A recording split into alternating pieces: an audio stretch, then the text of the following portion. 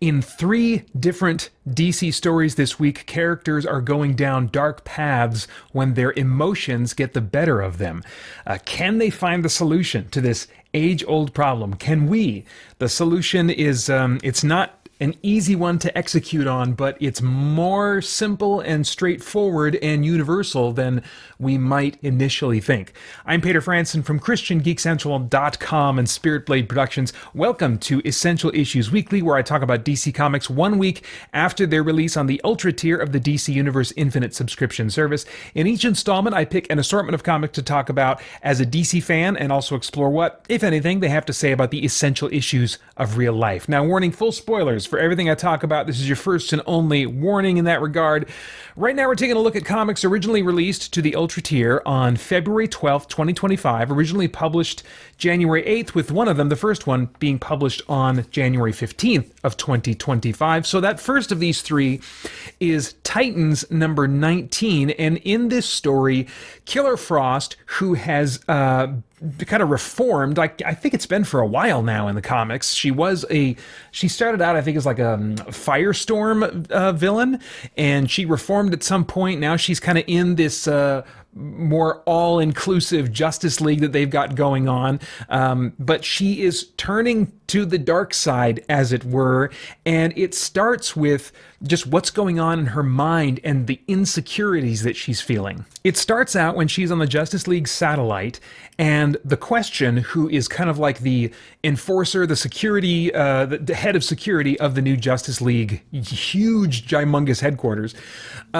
stops her and says, "Hey, wondering what you're doing out here?" And Frost says, "Oh, this place is huge. I was looking for the gym. Guess I got turned around." Question says, "You're not supposed to be around the Phantom Zone lockup wing without the right security clearance." And Frost, very kind of angrily, replies, "Security clearance? I'm a member of the Justice League."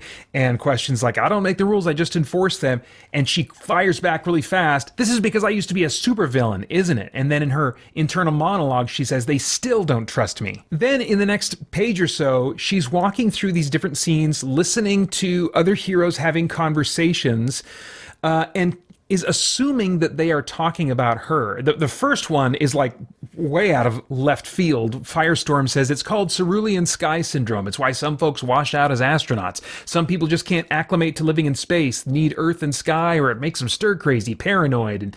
And she's thinking to herself, after hearing this, they think, I don't know, they're talking about me. And I'm like, are they talking about her? Because at first I wasn't sure what was up. Like, are they talking about her? I don't see how this really relates to her. And then in another scene, Superman and Green Lantern are talking. Superman's like, "A large ice storm is heading toward the East Coast. We'll need some rescue crews at the ready." And GL says, "Another cold front? Man, I can't wait until spring when things finally warm up." And Killer Frost is like, "Yeah, they're talking about me. They hate me." She thinks this is all about her. Then she overhears Green Arrow taking somebody up on their offer to go get him some more tacos from the cafeteria. And he says, "And don't skimp on the hot sauce." And then she's thinking to herself, "They remind me at every turn that I don't belong." So these connections to snow, this comment on hot sauce, she's interpreting all of that as like they're talking about her, they are against her. And of course, as readers, we can look at this and recognize, yeah, this is ridiculous. What is going on with her?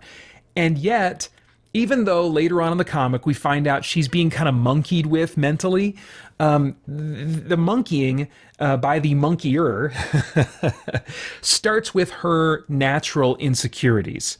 And in the same way, this really represents how our insecurities can get away from us and how we can end up thinking that everyone is focused on us as much as we are focused on us. So even though we're thinking that they're being negative toward us, you know, there's a way in which we can become selfish and self-absorbed in a way that's not prideful, and that's why we don't recognize it, because it's born out of this intense insecurity. We're constantly thinking about ourselves, wondering what people are thinking about us, and it just tunes our brains to then start assuming that people are thinking about us when they totally are not. I remember this happened to me once in high school when a couple of guys in front of me in class were whispering and snickering, and I thought they were looking back at me and making jokes and stuff, and I just had it. I decided, I was positive in my mind they were making fun of my ears because I have slightly larger ears, maybe much larger ears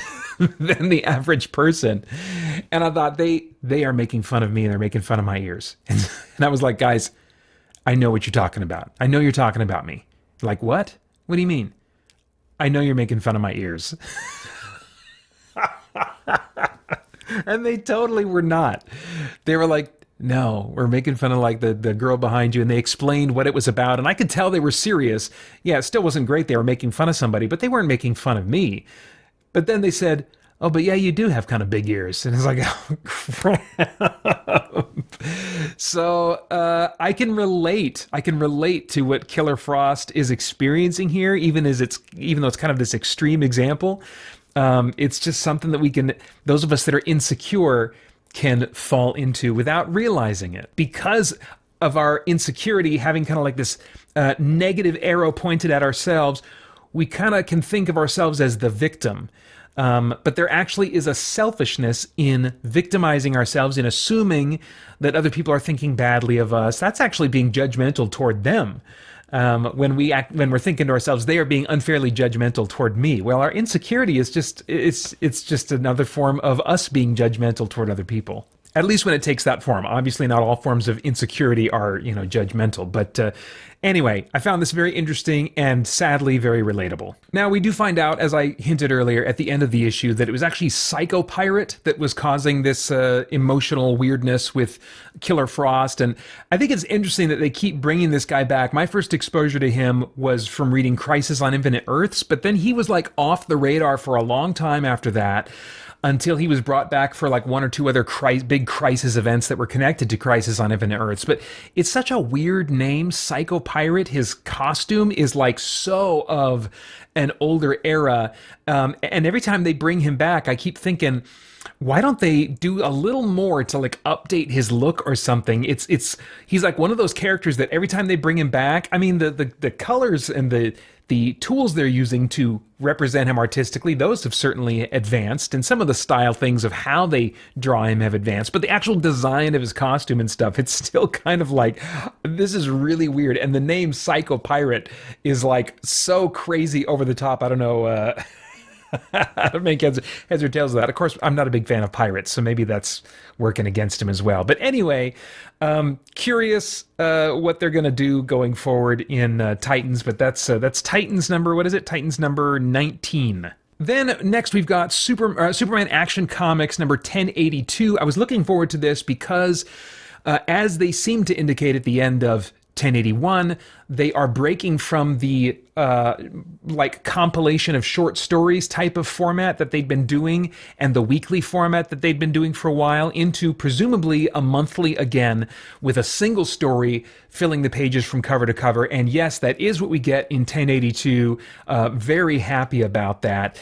In this issue, Major Disaster, who was another example of a reformed villain, so maybe there's some kind of connection, some kind of thing going on here. I don't know if Psychopirate's involved here, if that's going to be a reveal or not. Although it is said that this story takes place before the Absolute Power crossover, which initially that was kind of a turnoff. I was like, oh, come on, keep it up with current events.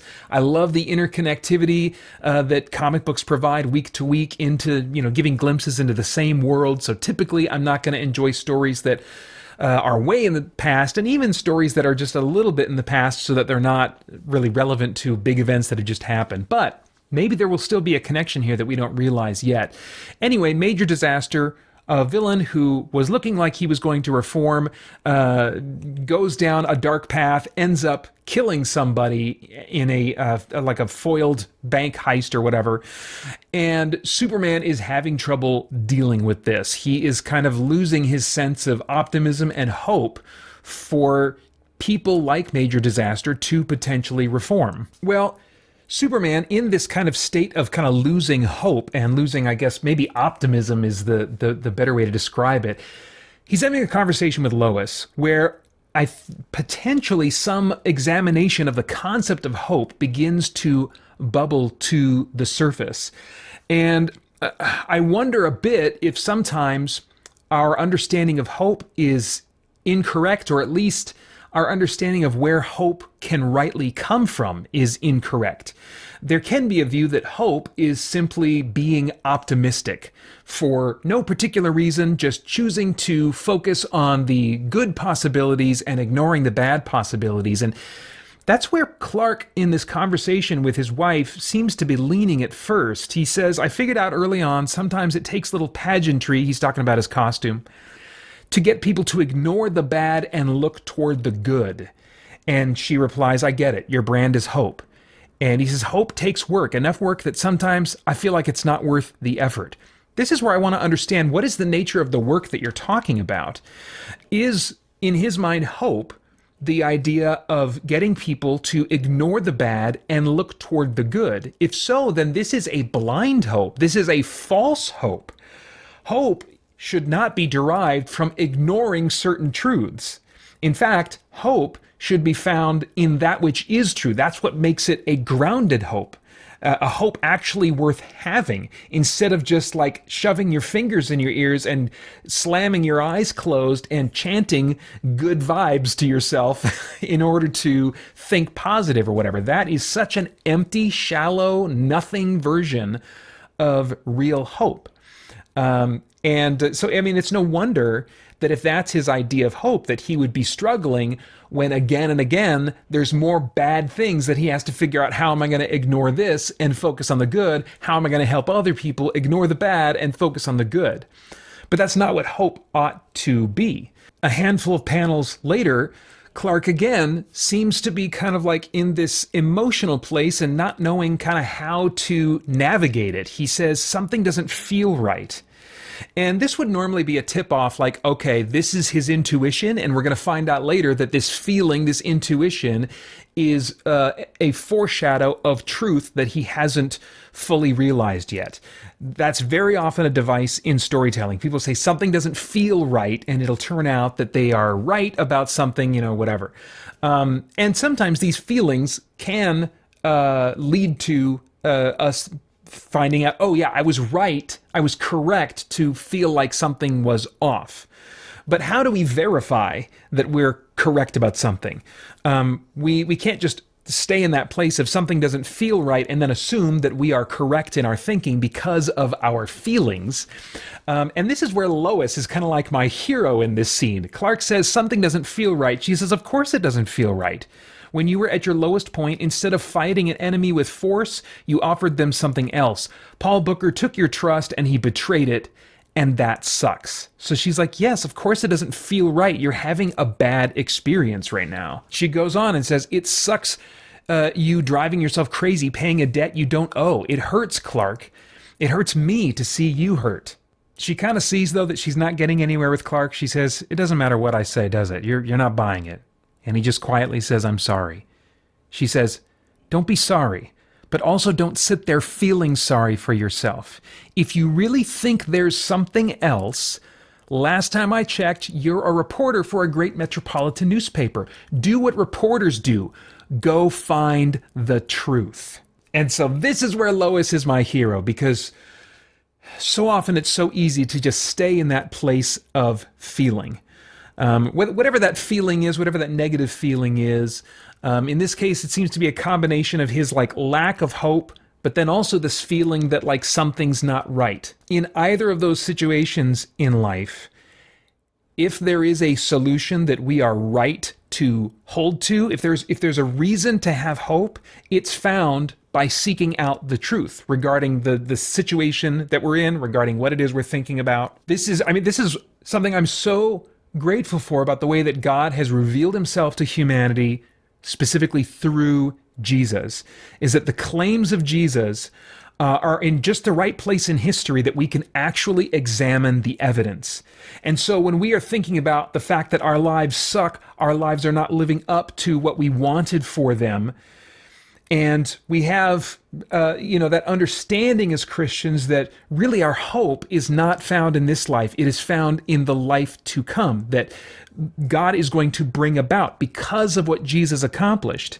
Well, then we can look to the claims of Jesus, we can look to the historical evidences, and the Bible invites us actually to do that. In several places throughout Scripture, we're invited to reason things out, to check things out, and see if this is actually true. That's again and again upheld as something that is good and noble and right for people to do, to investigate and get to the truth of it. Despite the fact that there is a warped thinking in many Christian circles that are not about truth and that just are kind of about empty statements like, well, have hope in the Lord. Well, if someone's struggling, like I do frequently, with just having an attitude of hope for the future, then that's a time for us to, depending on our relationship, how we're able to engage with that person, in some way gently point them to truth that is verifiable, evidence that you can actually investigate, that can help build a case in your mind for why it is you actually should and can reasonably have hope in what God has promised. The truth, that's what makes all the difference for us. It should never be about just plugging our ears and shutting our eyes and trying to ignore certain truths and just think about good thoughts, but instead to think about the truth. And thankfully, that is something that actually can be investigated and that Scripture invites us to do. It's awesome. Anyway, the story is okay so far in Action Comics 1082. I'm curious to see where things will go. There's stuff going on with Superman where they're potentially dividing his persona up into Superman and Clark as separate people. It's not really clear what's going on yet. I feel like that device has been used a number of times before, so at this point I'm skeptical that they're going to do something truly interesting with it. But I mean, that kind of conversation about hope with Lois and Clark trying to figure out how to navigate what he's feeling, that's all very interesting stuff to me. So I imagine I'm going to at least stick around and read 1083 and see if I like that one anymore. Third and last is Green Lantern Fractured Spectrum #1. This is a one-shot that is kicking off a new Green Lantern epic story, and they do some interesting things here. So at this point, the corrupt version of the Green Lantern Corps has been disbanded. It's being reconstituted under the counsel, but not the authority of the Guardians of the Universe. And that's an interesting kind of take on them. I think it's probably a nice middle ground. For the longest time, the Guardians gave the orders, the Green Lanterns followed, but sometimes the Guardians were wrong or coldly uncaring, or there was just something about them that wasn't quite right all the time, and eventually we saw some major corruption in the Guardians in some cases. And I think that kind of plays into our natural feelings to be untrustworthy of authority and to want to break out from under authority. And so, you're not going to have an authority that's actually wise and good and loving. You're usually going to have authority figures be evil and corrupt and worth rebelling against. And so I understand, why that's going to be popular. I like this adjustment because as Jessica Cruz, in kind of her speech inaugurating the Green Lantern Corps, they've got the new battery set up on Oa. She says, the Guardians have returned, no longer directing our decisions, but advising us on what to do next. And I think this could be really cool. Because now this switches from the Guardians potentially being a metaphor for the government or our employers or things like that, teachers, people in authority over us in these authority structures, but maybe something akin to relationships with parents or relationships to leaders in our local churches. Now, I don't think that's, I was going to say, I don't think it's meant to be a metaphor for that, but I mean, I still have questions in my mind about Jeremy Adams and his I don't know where he's at, but there's Christian flavored stuff that keeps showing up in his writing. I don't think this is a reference to authorities in church, but it's a softer kind of authority. That's what I was getting at, is it's an authority that we ultimately have to choose how much we are going to submit to them. Our parents, especially as we get older, we're getting ready to move out of the house, or after we moved out of the house, it moves from we have to do what they say to we ideally want to honor and respect and listen to them and consider their words carefully. And I think that there could be some storytelling opportunities here that will in some way encourage, if the guardians are actually treated as wise and worthy of listening to, I think there could be some great messaging here about, like, you know what, it's worthwhile to listen to those who are older and wiser and more seasoned than us. It doesn't mean they're infallible, but a lot of the times they have great wisdom. There are people in my life that like have mentored me that I wouldn't say they're infallible. I wouldn't say I've agreed with everything that they've said and every piece of counsel they've given. But there are people in my life that I'm like, man, almost every time they say something, they give some kind of counsel, it's wise and it puts me on a better path than I was on already. And so I think having that kind of relationship dynamic modeled between people and those that they're being mentored by or counseled by, I think that's good. I think that's good to have that kind of idea played with. Anyway, Jessica goes on to kind of talk about how the bad things are right now, but she says we are not without hope, so there's that idea of hope. We have a new battery, a new will to go into the universe and protect each sector, a new chance to rebuild the Green Lantern Corps. It will not be easy. Fear, rage, hope, compassion, love, greed. Their central power batteries are no more, leaving the emotional spectrum in disarray. We are gathering reports that creatures of every type are beginning to manifest these powers all over the galaxy, untrained, chaotic. We have to find them. We have to help them. Show them what we already know, that emotion can be controlled, molded by sheer will. Interesting. There's two things there going on that are interesting to me. First, I like that Will finally here, maybe I've seen it elsewhere too, but the Green Lantern, the spectrum of colors that were created by Jeff Johns, basically implied or stated clearly, whatever the case may be, that each of these colors represents a different emotion. But I'm like, it's never sat with me well, the idea of will being an emotion. Will is not an emotion. Will is another way of describing choice. And we make choices that override emotions. At least we should be. And that's how most of us function many times. There's many situations where we have to make a choice that pushes beyond what we are feeling. So I like that separation of will as being a separate thing from emotions. I like that Jessica Cruz says that. But what's interesting is she says that emotion can be controlled, molded by sheer will. Well, I don't think that's true. I think plenty of depressed people, whether it's, clinically or not, will tell you that you can't just not be sad, not be depressed by saying to yourself, I'm not sad, I'm not sad, I'm happy, I'm happy, I'm happy. That's not going to work. What you will see in good counseling in those kinds of situations, whether it's dealing with depression or anger, different types of kind of emotional problems, is at some point truth is going to be brought into the equation. That in those moments where we're feeling this intense emotion, that there's some truth that we are meant to then think about and reflect on that shapes then the way we think about the thing that's causing that emotion to come out of us.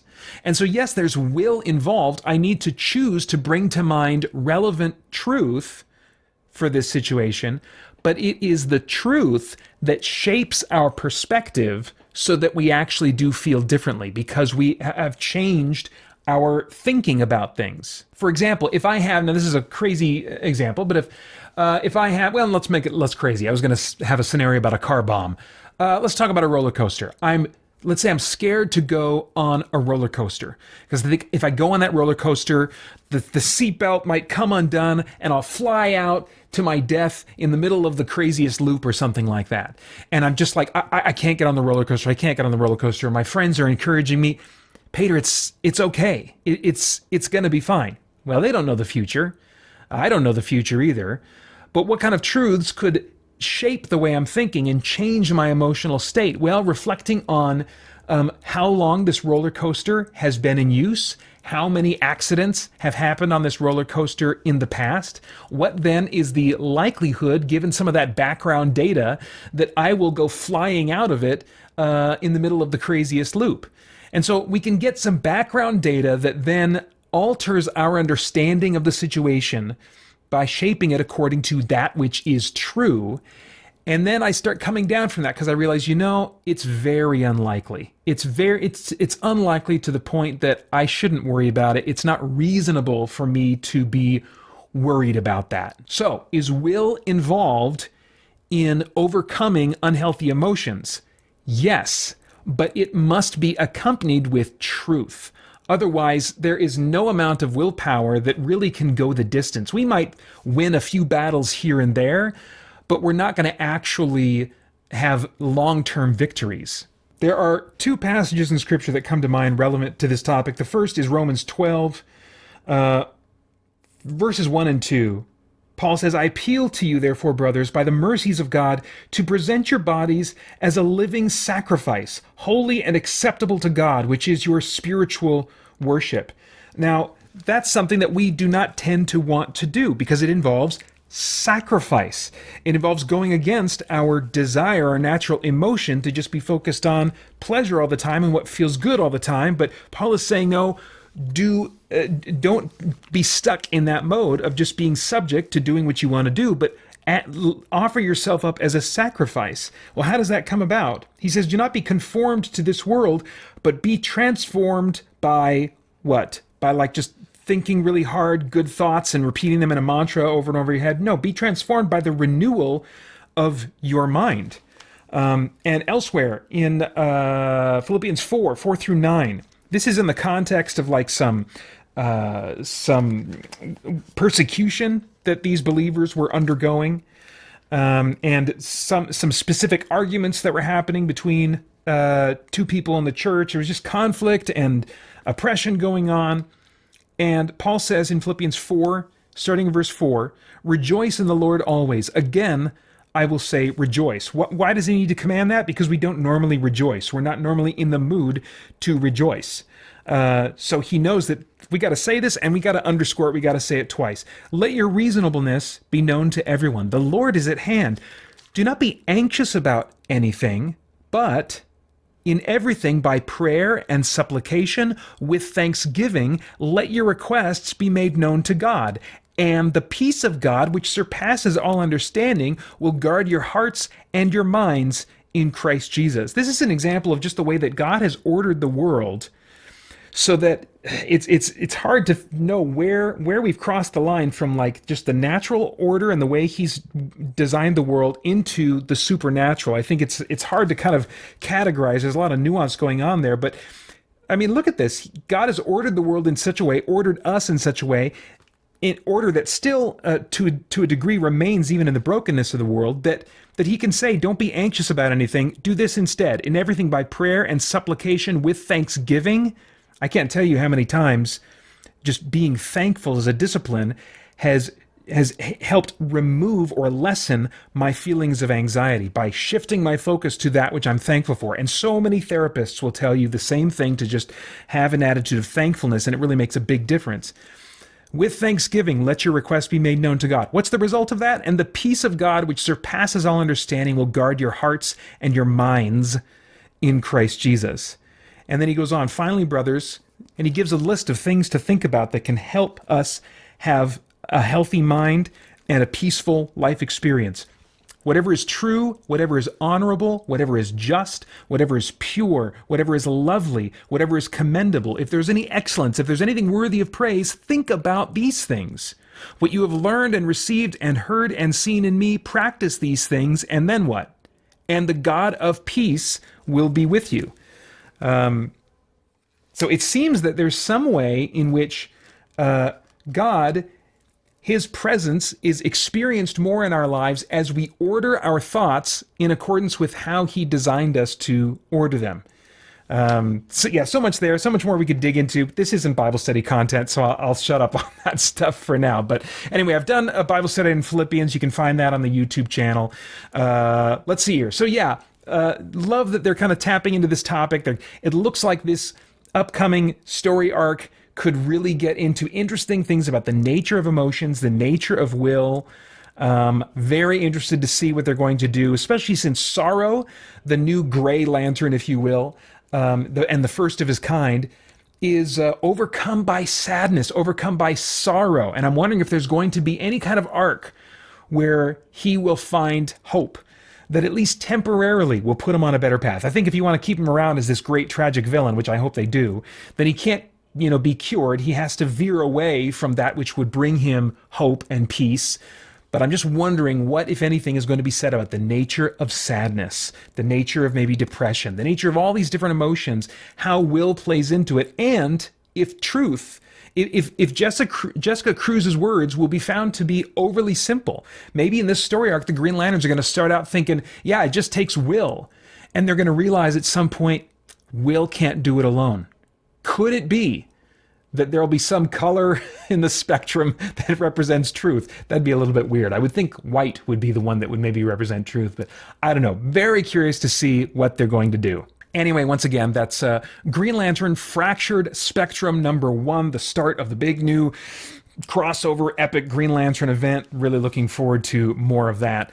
This week I chose blue because it represents hope. And these comics that I read this week give me reason to think that I can be hopeful. All right, that's really dumb. About what's coming from DC, at least as far as these 3 stories are concerned, especially this Green Lantern one, but I'm already a Green Lantern fan. So looking forward to seeing what they will do next. And I think those are all of my thoughts on comic books for now.